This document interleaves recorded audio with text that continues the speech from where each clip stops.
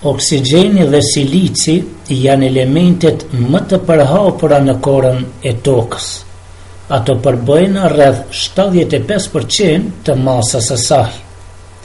7 metale, alumini, hekuri, kalciumi, natriumi, kaliumi, magnezi dhe titani përbëjnë 23% të korës së tokës, kurse mbetja prej 2% është e përbërë nga të gjitha elementet tjerë të tabelës periodike.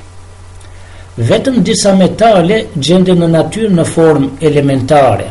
Këto metale janë të karakterizuara me reaktivitet të ulët kimik, si ari, platina, argjenti, bakri dhe merkuri.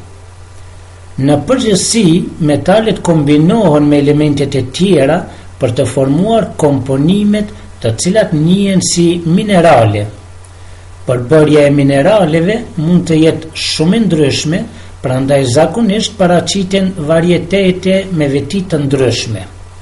Për shembull, hematiti, i cili është mineral i oksidit të hekurit 3, mund të jetë me ngjyrë të zezë, të kuqe të qelet, apo me ngjyrë hiri metalike, të cilët varen nga pastërtia dhe forma e kristalit.